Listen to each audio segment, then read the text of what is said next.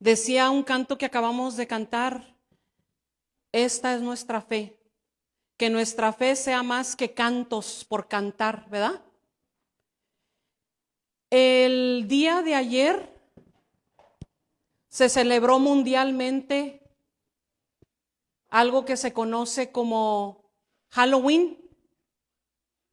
Hoy se celebra mundialmente lo que se llama como el Día de Muertos. Nosotros los cristianos no celebramos ambos. Lo que nosotros los cristianos celebramos el 31 de octubre lo conocemos como la Reforma. ¿Puede repetir usted la Reforma? Y me da mucho gusto estas celebraciones porque hacen que mi fe vuelva a sentirse muy fuerte y hacen que mi fe quiera defender la verdad de Cristo Jesús. Y es lo que estamos hoy aquí para celebrar este domingo, la iglesia del Señor, y tú que nos ves a través de tu celular, la reforma cristiana. La palabra reforma surge de las palabras re y forma. Usted sabe que la palabra re quiere decir volver o otra vez. Y forma significa modo o modalidad. Y cuando usted une estas dos palabras es reforma, volver a formar o regresar a la forma original. Volver a la forma original. Hermanos, después de que el Señor Jesucristo se fue al cielo, Él dejó a su iglesia. Si usted me acompaña en Hechos 11:7, porque es lo que estamos celebrando hoy, la Biblia, la palabra de Dios, y la vamos a abrir, porque creo que si los cristianos no abrimos la Biblia, pues ¿quién la va a abrir si no somos nosotros? Y de por ahí yo quisiera preguntarle o pedirle que levante su Biblia si usted la trae. La Biblia, no la Biblia en el celular. Si usted trae la Biblia, la palabra de Dios, la espada del Espíritu, y ahí en su hogar también, porque es muy importante la Biblia, es lo que hoy estamos celebrando, la palabra de Dios. Cuando el Señor Jesús se va al cielo, Él dejó a su iglesia bien prendida. Y en Hechos 11:7, si usted me acompaña leyéndola, dice, creo que lo tengo mal.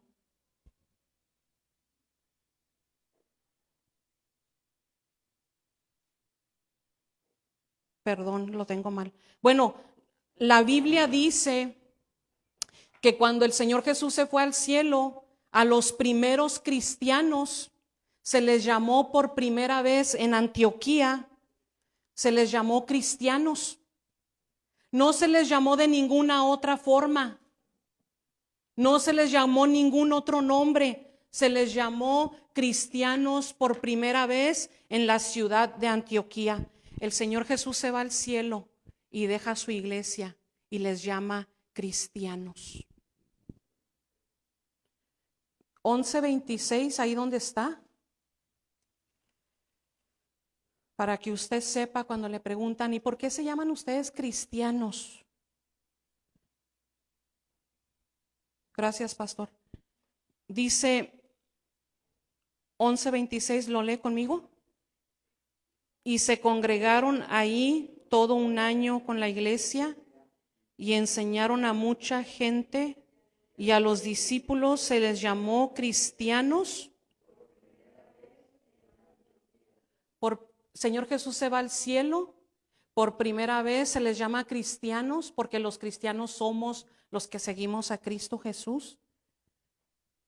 Pero en el año 33 después de Cristo, por los años 80 al 100, esta iglesia cristiana empieza a tener ataques doctrinales.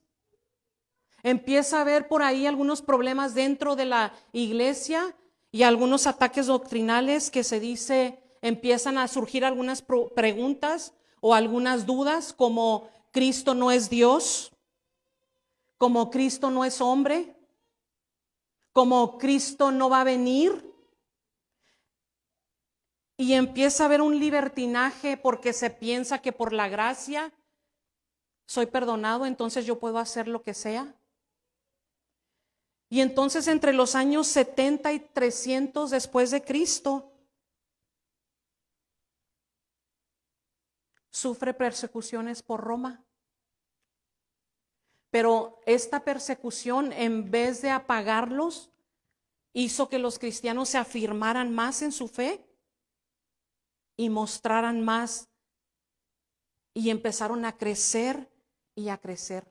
A pesar de los ataques doctrinales, a pesar de la persecución de la iglesia cristiana o los cristianos seguían creciendo en esa fe original que Cristo les dejó.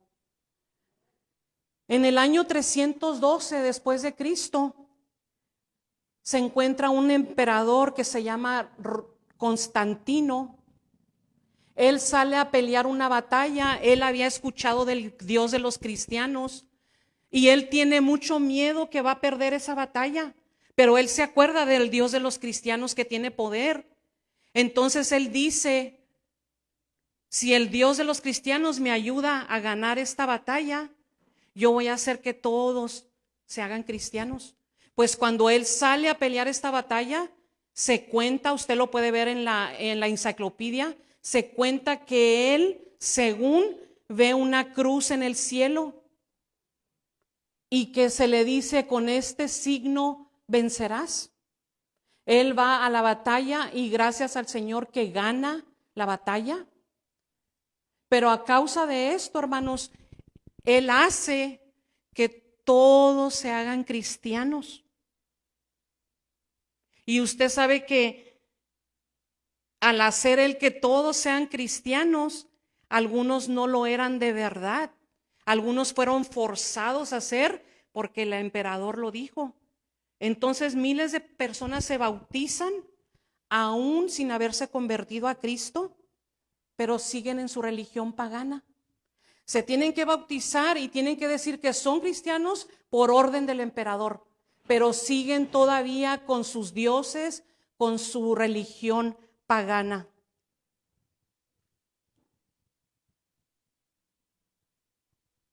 Y entonces empieza a haber una corrupción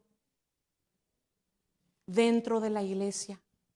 Empiezan a buscar el poder dentro de la iglesia con fines o con razones políticas, y de esta manera se mezcla el cristianismo con el paganismo, y entonces como resultado tenemos la Iglesia Católica Romana.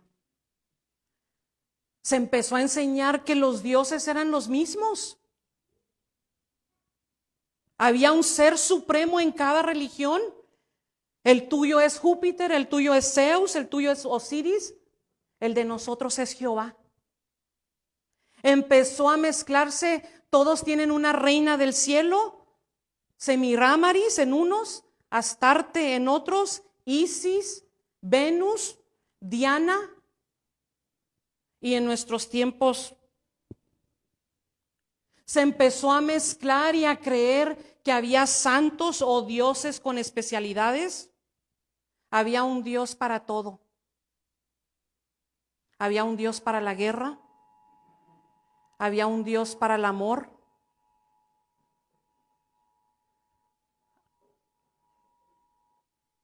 Había un Dios para viajeros.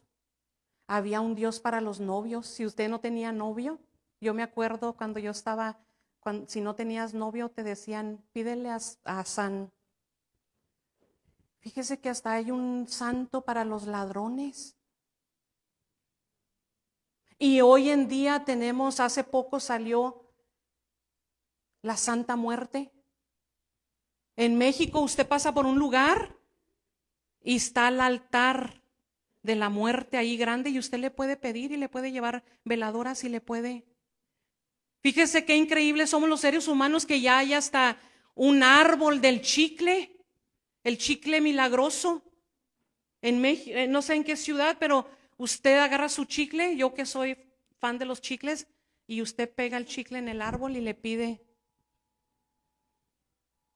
Con esto vino la fe cristiana más la fe pagana, vino a resultar o fue igual que la fe católica romana. El obispo de Constantinopla, Istambul, tomó el título de patriarca, se convirtió en el obispo de Roma y después le nombraron, como ahora conocemos, el Papa. El Papa. En el año 445 después de Cristo, el papado o el Papa se declara como jefe supremo de la Iglesia, político, social y eclesiásticamente, lo cual trajo consigo aún más degenere dentro de la iglesia. Se buscaban entonces en ese tiempo puestos por poder político, económico, se compraban y se ponían papas. Ya no era el oficio de querer servir a Dios, sino era por dinero, era por política, era por... Fíjese que en este tiempo se nombraban obispos a la edad de 12 años, de 12 años, y fue un tiempo de inmoralidad y de intrigas y de fraudes y de asesinatos dentro de la iglesia. En el año 741 se declara que el Papa es infalible, perfecto. El único perfecto es nuestro Dios. Pero en el año 741 el Papa se declara o es declarado infalible, que no tiene o que es perfecto y no puede ser juzgado por gobierno humano. Hasta la fecha usted ve que el Papa no puede ser juzgado, ni Roma. En el año 754 el concilio prohíbe el uso de imágenes. Nos vamos al año 903, donde entra una etapa, se le llamó el reino de las rameras, una etapa de inmoralidad y crímenes.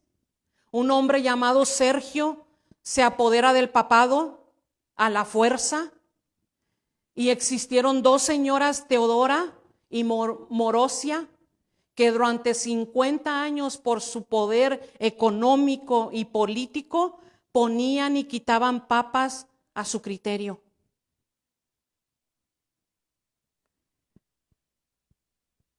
Dentro de los años 1000 a 1500, hermanos, con toda esta inmoralidad que hubo dentro de la iglesia, la mezcla, el papado, y con toda esta inmoralidad en el año 1000 y 1500, se trata de surgir 5 movimientos con 5 hombres para volver a la fe original que Cristo dejó. Estos hombres veían tanta injusticia, tanta falsedad y tantas cosas malas dentro de la iglesia, que el Espíritu Santo empezó a surgir en ellos. Uno de estos hombres se llamaba Juan Wycliffe o John Wycliffe. Juan Hus, usted lo puede ver después allá en donde está.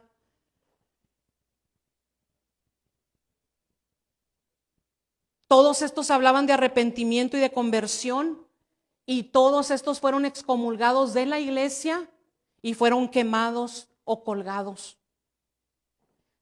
por querer regresar a la fe original de la Biblia. Los puestos eclesiásticos para sacerdotes, obispos y cardenales ahora se vendían. Si usted tenía una influencia y poder y dinero, usted podía comprarle a su hijo el puesto de sacerdote, cardenal o obispo en este tiempo. En este tiempo regresó el culto y la adoración a imágenes. Se oraba a los muertos. Se vendían indulgencias. No se permitía que la gente leyera su Biblia. se libraba, usted podía librar a las almas del purgatorio. Si usted pensaba que su familiar estaba sufriendo en el purgatorio, usted podía comprar una indulgencia para sacar a su ser querido del purgatorio. Le podía orar a los muertos. No se le permitía leer su Biblia. Y hasta la fecha, cuando yo iba creciendo, nunca usamos la Biblia. Yo fui una de las personas que hice mi primera comunión, nunca abrí mi Biblia en las clases que me daban de comunión. La gente no era permitida que leyera su Biblia en este tiempo de 1000 a 1500. Pero hermanos, a pesar de toda esta corrupción,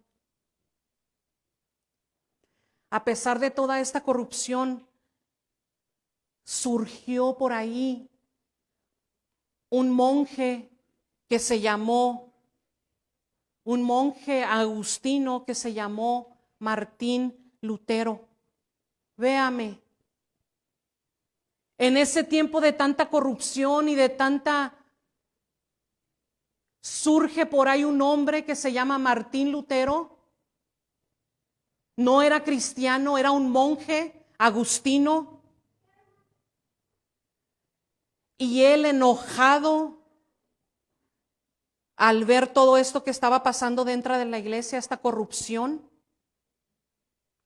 muchos de los obispos habían obtenido sus puestos por dinero. El papa, que fue en el tiempo de Martín Lutero, había sido cardenal a los 13 años por el dinero y las influencias de su familia. Mandaron a Lutero a visitar Roma. Cuando Lutero visita Roma, él ve muchas cosas malas. El Espíritu Santo empezaba a trabajar en Lutero.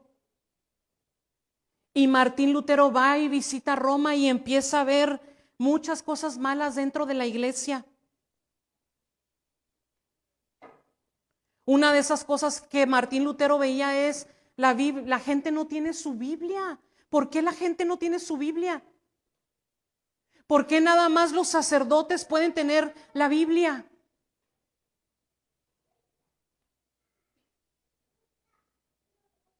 La gente iba a la iglesia, pero la gente no le entendía al sacerdote. ¿Sabe por qué? Porque el sacerdote hablaba en latín y la gente no le entendía. Como nos pasó a usted y a mí.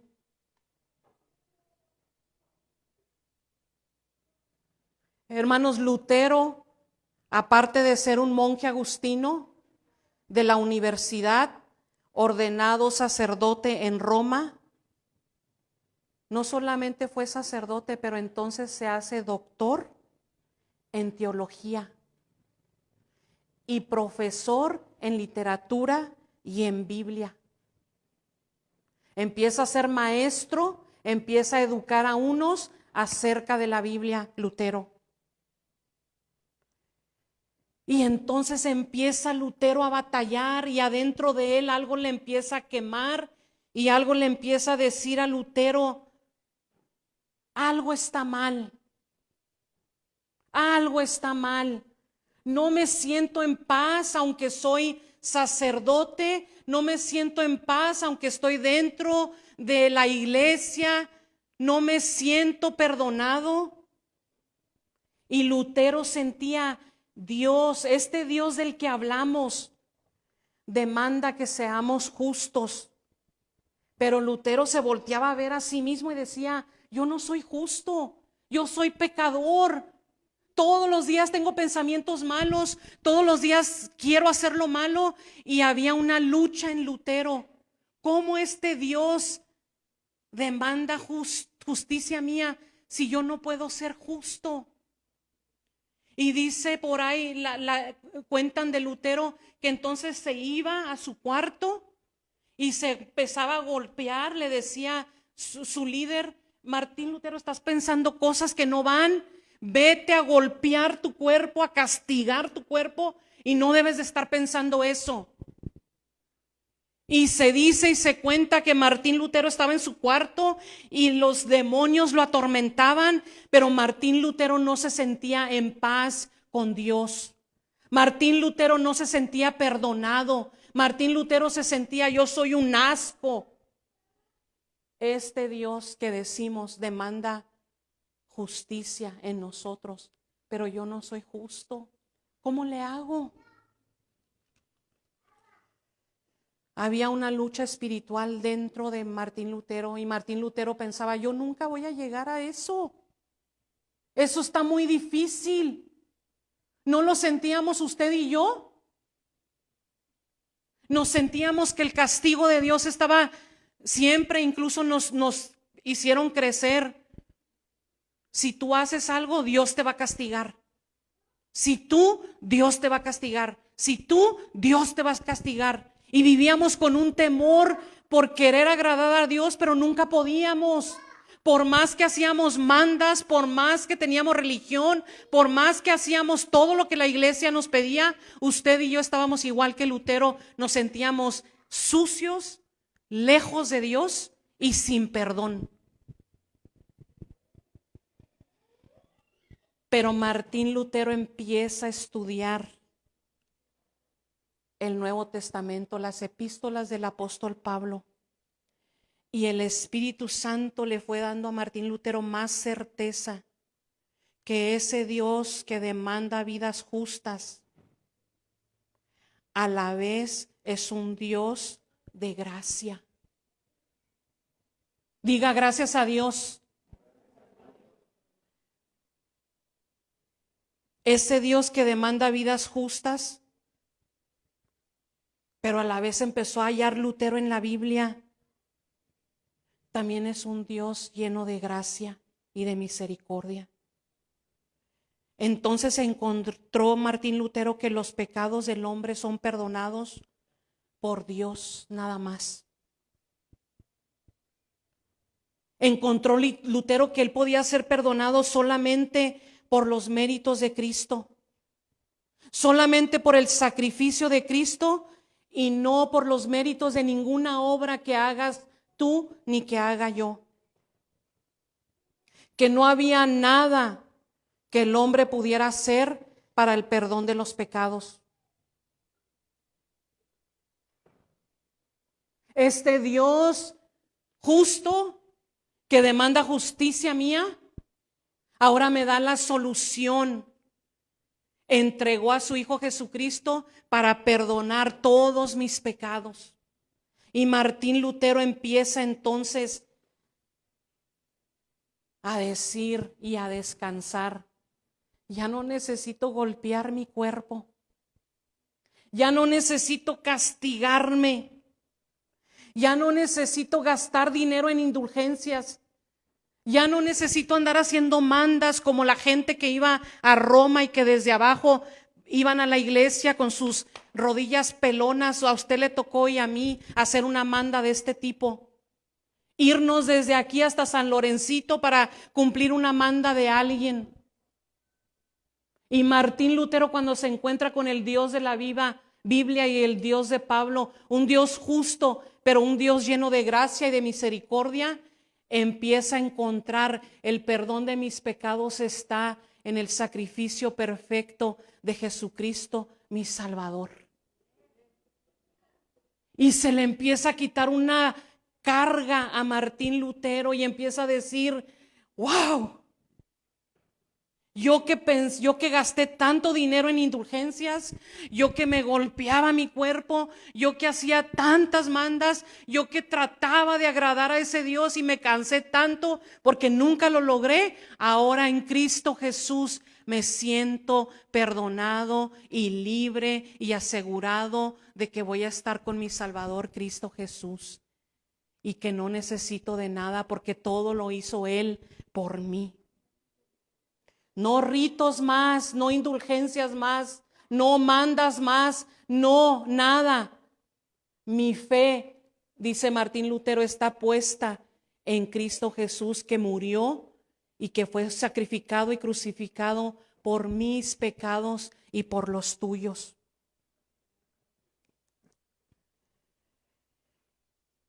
empezó a tener perdón y paz. Fíjese, tantos años para llegar al sacerdocio, y luego después fue doctor en teología,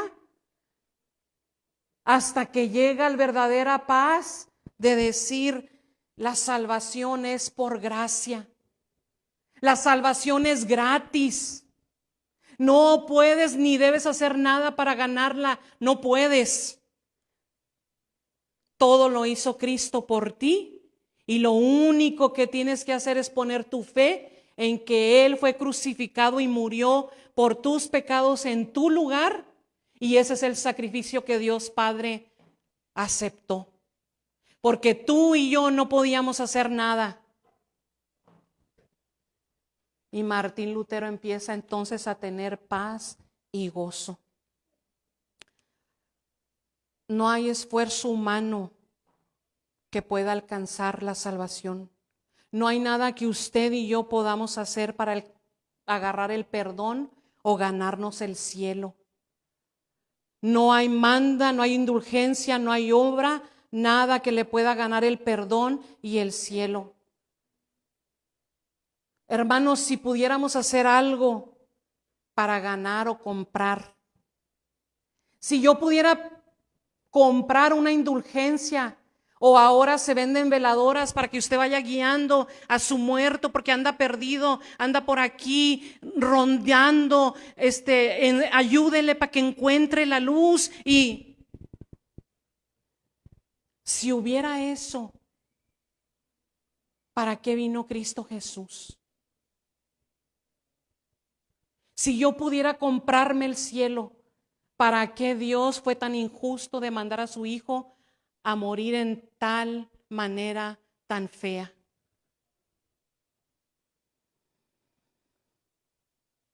Solo es a través de la fe en Cristo Jesús que se recibe el perdón, comprendió Martín Lutero. Martín Lutero seguía leyendo y seguía viendo: el justo por la fe vivirá. No por obras para que nadie se gloree. No hay ninguna condenación más para los que están en Cristo Jesús. La salvación es por gracia y no por nada que tú puedas comprar. Y iba con sus amigos y les platicaba y le decían: Martín Lutero, cállate, te van a excomulgar, te vas a meter en problemas, te pueden colgar, te pueden quemar. Cállate, vete a tu cuarto y calladito te ves más bonito. En el año 1517 se levanta un monje llamado Johann Tetzel. Este sacerdote llega a donde está Lutero en Wittenberg. El Papa Leo X le da autorización a Tetzel para que recaude fondos para construir la Basílica de San Pedro en Roma. Si daban dinero para la Basílica de Roma, el Papa les perdonaba sus pecados. O si compraban una indulgencia, tenías el perdón del Papa. Este hombre Tetzel andaba por la ciudad de Wittenberg, andaba con un cofre, con una cruz, y ahí le decía a la gente: compra una indulgencia. Mira, tu familiar está sufriendo en el purgatorio. Mira, no escuchas sus lamentos, sus lloros. Mira, se está atormentando ahí. Si tú solo compraras una indulgencia, si tú ahorita compraras una moneda que el Papa dio con el sello de él, tu familiar, el alma de tu familiar en el purgatorio sale y vuela al lugar de los redimidos. El que compraba la cruz como la de Cristo, traía a ese hombre una cruz. El que la compraba ya era perdonado. La gente compraba indulgencias por si quería pecar. Usted podía comprar su indulgencia si usted quería: mañana me voy a ir a echar unas y quiero que Dios, voy a comprar una indulgencia.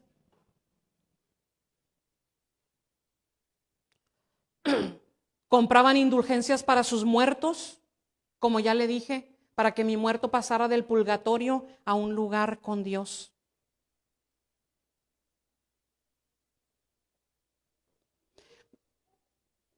Decía este hombre Tetzel, cuando tú compres la moneda y en cuanto esta moneda caiga a la cajita que traigo y tú vas a escuchar que la moneda cae, el alma de tu familiar se va al cielo.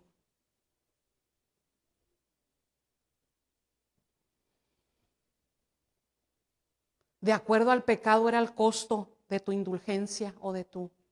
¿Cómo sería el costo del suyo y del mío?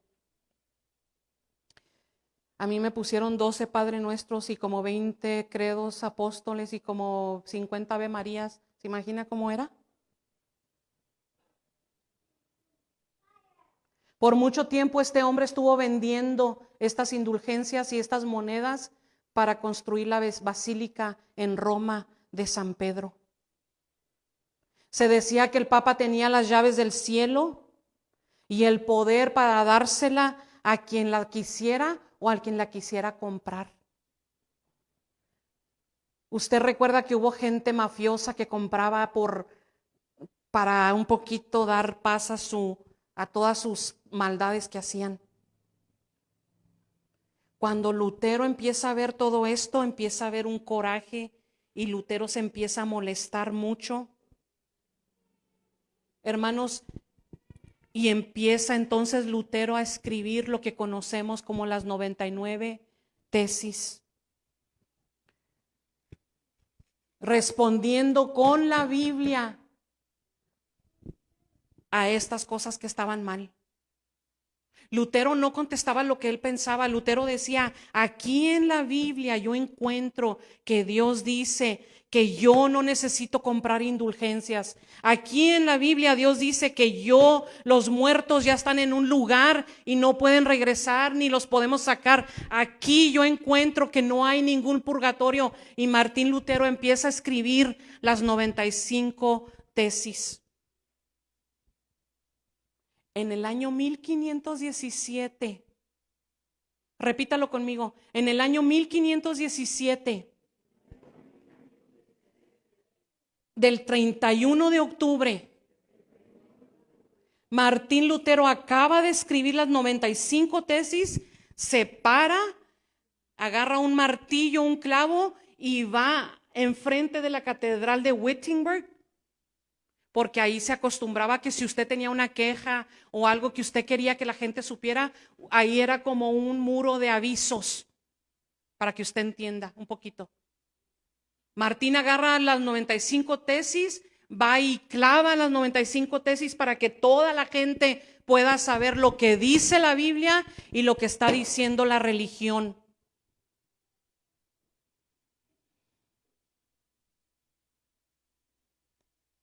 En el año siguiente, Martín Lutero fue llevado a Roma para discutir las 95 tesis. El Papa, queriendo que Lutero se eche para atrás, Lutero dice, yo no puedo ni quiero. La única manera que yo me echaría para atrás es que tú me muestres con la Biblia que yo estoy mal, pero yo no voy a obedecer a ningún concilio, ni a ninguna religión, ni a ningún hombre. Yo estoy para obedecer la palabra de Dios. Entonces el Papa se enoja, manda un documento oficial firmado por él y lo manda a todas las iglesias diciendo que este Lutero es un hereje y que va a ser excomulgado de la Iglesia Católica. Le manda este documento a Lutero, Lutero lo agarra y lo quema.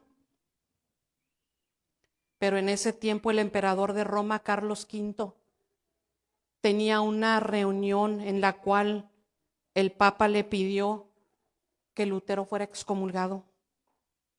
En vez de eso, el emperador lo invita a defender sus puntos a Lutero y le dice, Lutero, ¿te retractas de lo que? Y Lutero dice, mi conciencia está sujeta a la palabra de Dios y que Dios me ayude.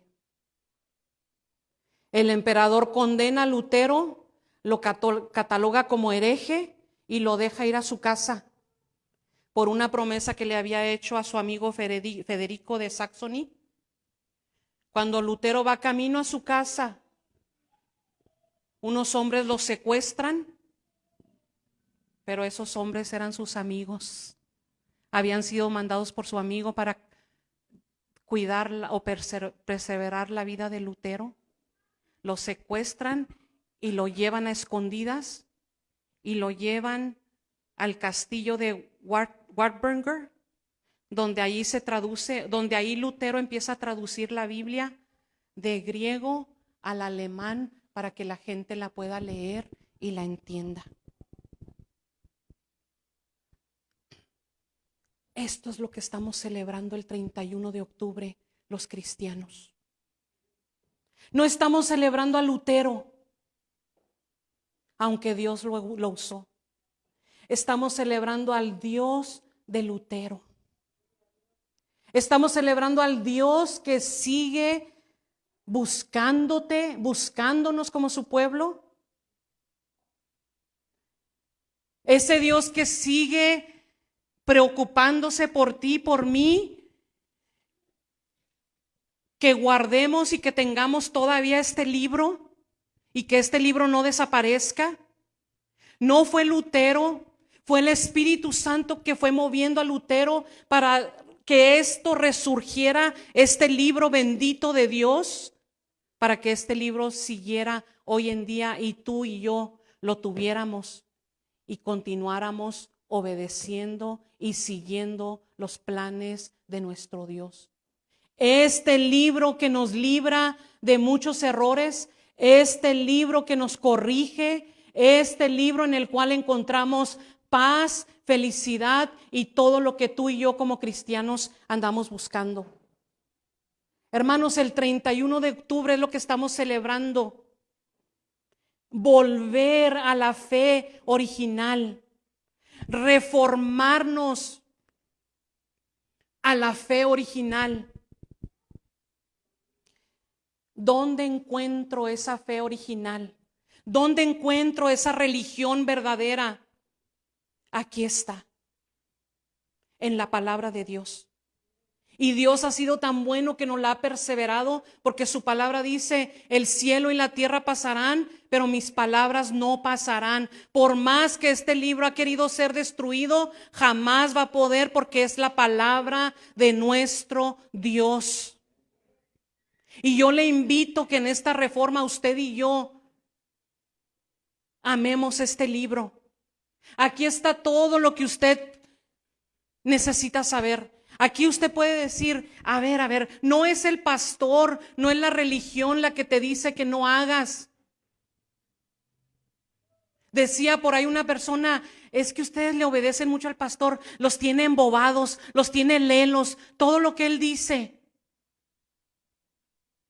No es el pastor, es Dios en su palabra.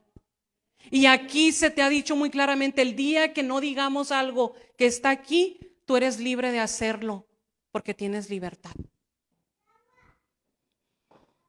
Esta es la única regla de fe que tú y yo tenemos. Esta es la regla de fe y de práctica que tú y yo tenemos. Todo lo que esté fuera de aquí, tú y yo no lo podemos hacer ni practicar. Y ella no se contradice.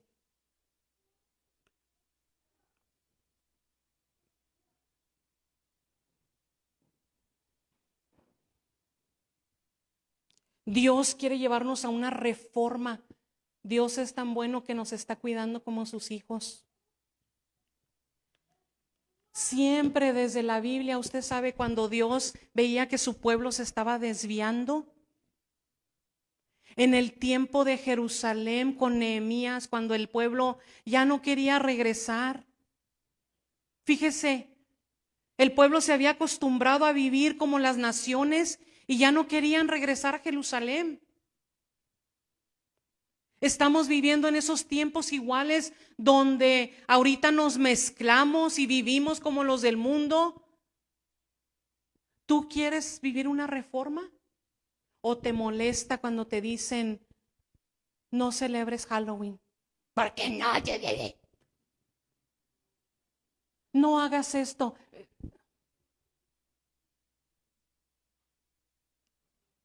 Hermanos, siempre las mentiras vienen porque el pueblo de Dios se aleja de su palabra. En el tiempo de Lutero la gente no podía leer su Biblia. La Biblia era solo para los sacerdotes. Acompáñenme a ver 2 de Timoteo 3:16. Por favor. 2 de Timoteo 3:16. ¿Usted sabe dónde está 2 de Timoteo 3:16? ¿Usted conoce su espada? ¿Usted usa su espada? 2 de Timoteo 3:16 dice, toda la escritura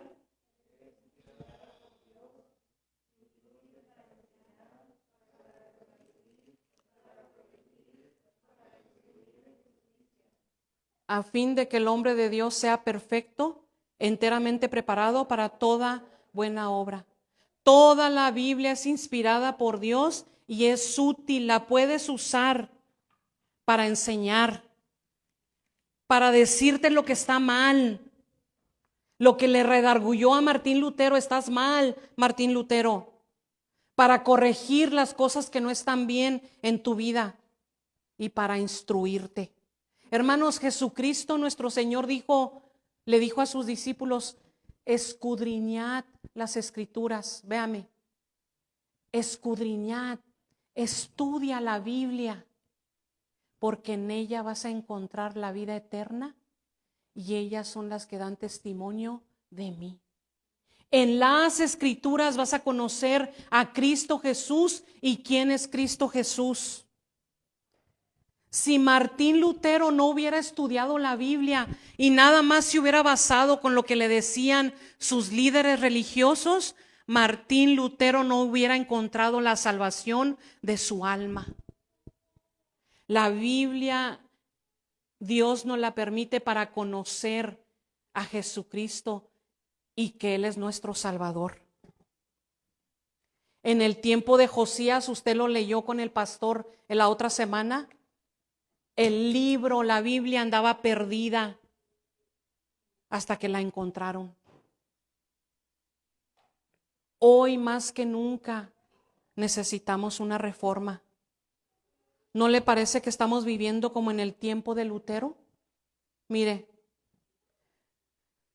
tenemos religión, nos decimos cristianos, pero nos mezclamos. Pensamos, todo está bien. ¿Para qué entregarnos? ¿Para qué ser tan fanáticos? ¿Para qué ir miércoles y domingo? ¿Para qué leer la Biblia? ¿Para qué escuchamos música cristiana? No hay que ser tan aleluyas, tan... Y entonces entramos en un tiempo de apostasía. Usted sabe lo que es apostasía, ¿verdad? Alejarse de Dios. No hay idolatría dentro de nosotros ya como cristianos. Ahora usted dice, yo no tengo esos dioses que ellos tienen y que les oran pero usted y yo tenemos un Dios que es más malo. ¿Sabe cuál es? El Dios que se llama yo. Porque ese Dios es, quiero poder, quiero placer, quiero fama, quiero lo que yo quiero y si no me gusta, y si no me gustan los cantos, y si no me gustan las clases, y si no me gustan las sociedades, y si no me gusta, y nuestro yo, si no me gusta no lo hago, aunque me lo diga Dios en su palabra. Dígame si no tenemos falsa religiosidad. Soy cristiano según, pero no vivo ni actúo como uno. Hay una mezcla, me mezclo con los paganos. Ya no se sabe si soy cristiano. En el tiempo de antes usted conocía a una persona que era cristiana porque su vida reflejaba una reforma, un cambio, Cristo. Pero ahora los cristianos decimos palabras, los cristianos andamos envueltos en todo lo mismo, no se distingue. Hay una falsa religiosidad. Un ratito aquí en la iglesia, un ratito allá en el mundo.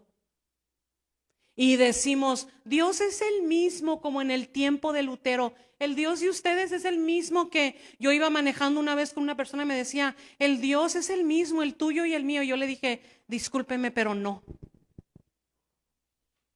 Mi Dios es muy diferente a todos los dioses. Este Dios demanda santidad y apartarse del mal y vivir una vida santa para Él. Este Dios no lo tengo que andar cargando. Este Dios me carga a mí cuando no puedo caminar. Este Dios no lo tengo que andar comprando. Este Dios me compró con la sangre de su Hijo Jesucristo. La reforma va más allá de cambiar de religión. Es un cambio de volvernos a la forma original de los cristianos, los primeros cristianos que siguieron a Jesucristo.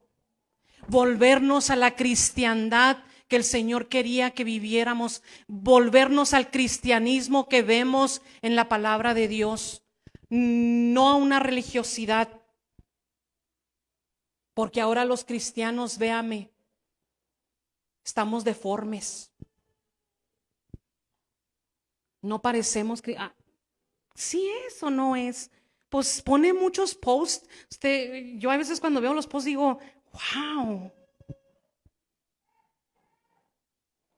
Pone muchos posts de Dios, pero estamos deformes.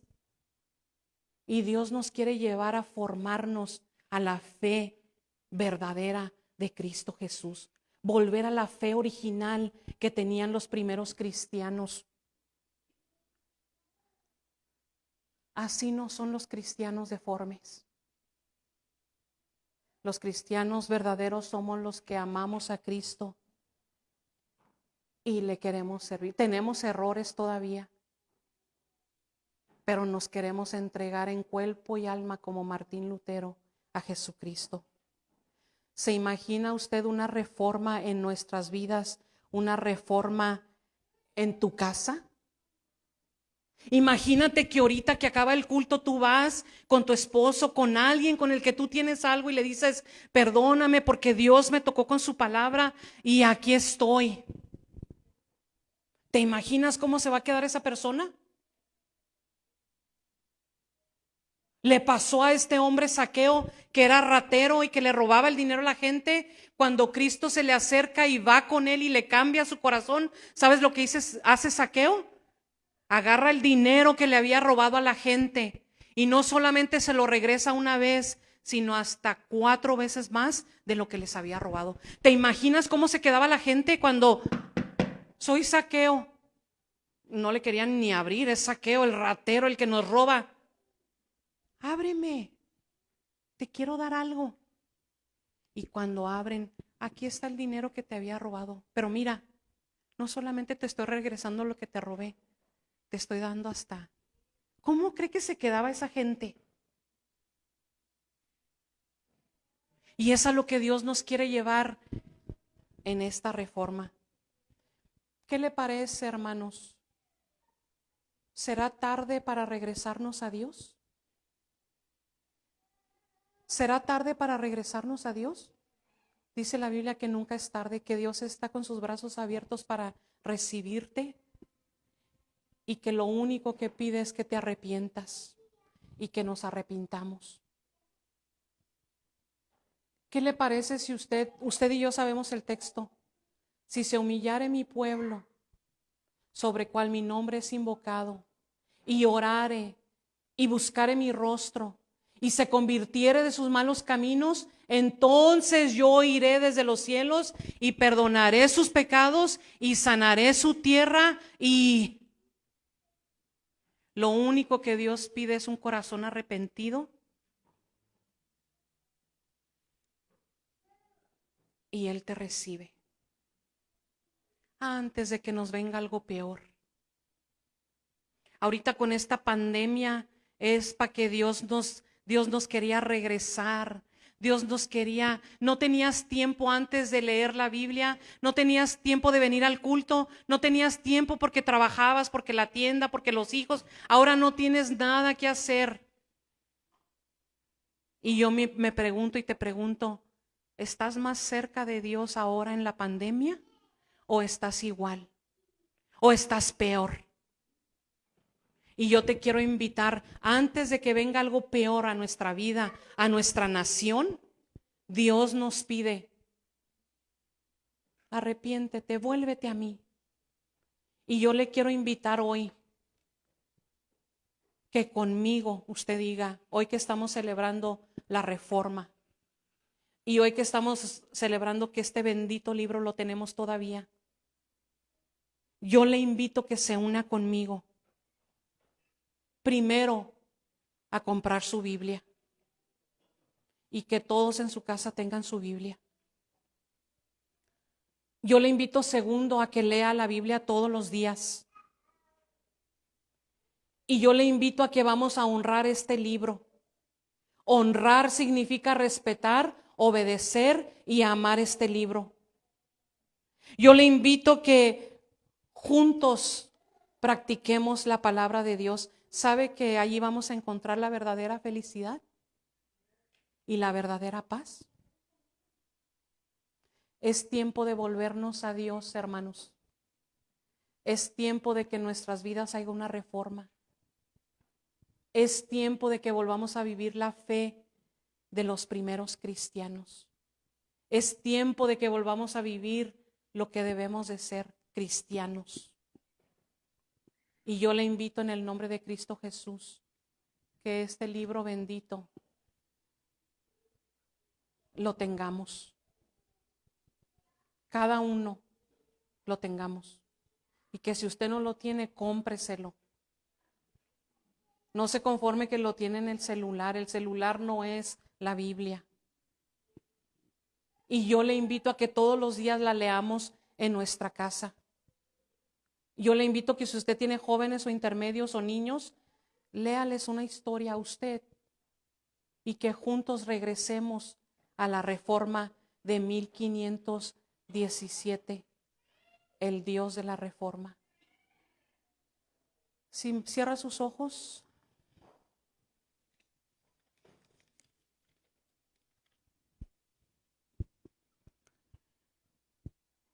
Señor, queremos humillarnos y queremos arrepentirnos y queremos rogarte